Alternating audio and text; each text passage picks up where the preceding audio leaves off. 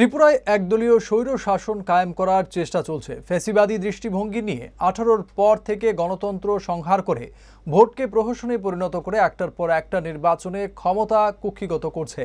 জনগণের সমর্থন নেই।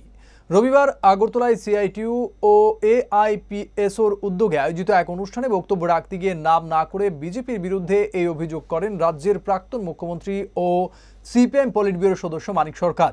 2024 লোকসভা নির্বাচনে বিজেপির 400 পার স্লোগানকেও এদিন কটাক্ষ করেন মানিকবাবু। এদিন তার কথায় যারা 370-400 এই পার স্লোগান দিয়েছিল তাদেরকে মানুষ একটা ধাক্কা দিয়েছে। বক্তব্য রাখতে গিয়ে রাজ্যে পঞ্চায়েত নির্বাচন ইস্যুতেও গেরুয়া শিবিরকে এদিন নিশানা করেন রাজ্যের প্রাক্তন মুখ্যমন্ত্রী ও সিপিএম পলিট ব্যুরো সদস্য মানিক সরকার।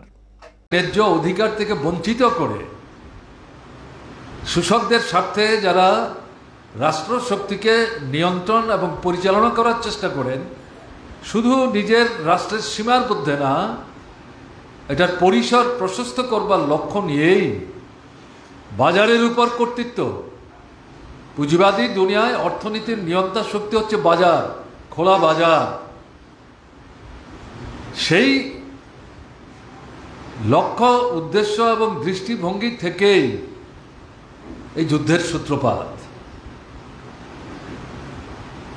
কাজেই পুঁজিবাদ থাকবে,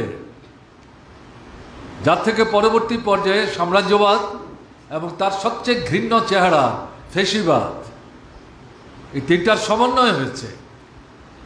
তাদের অস্তিত্ব পৃথিবীতে টিকে থাকবে, আর আমরা শুধু বলছি শান্তি চাই, যুদ্ধ না, তাহলে তো হবে না।